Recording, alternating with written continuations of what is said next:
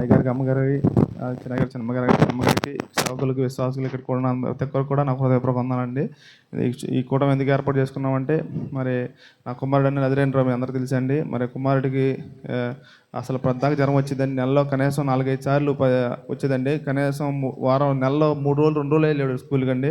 అసలు ఎంతో ఇబ్బంది పడిపోయామండి. అసలు బాగా నాకేం మర్యాదగా ఉండేదండి. బాబు బాగపోతే నేను అసలు ఏం చేయాలో అర్థమయ్యేది కదండి. మరి రోజు ప్రార్థన చేసుకునేవాడిని.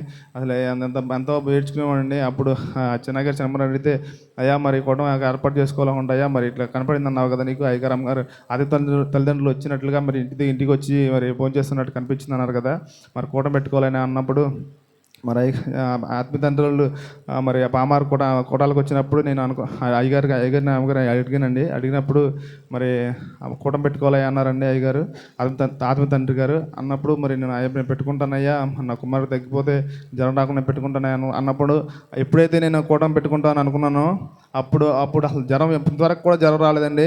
దేవుని నామ స్తోత్రం అండి. గొప్ప కార్యం నా పట్ల జరిగించాడు, నా కుమారు పట్ల. మన ఒక రోజు జ్వరం వచ్చిందండి. అయితే ఒక పూట ఊరికి చిన్న పారాసిటమాల్ ట్యాబ్లెట్లు వేసామండి.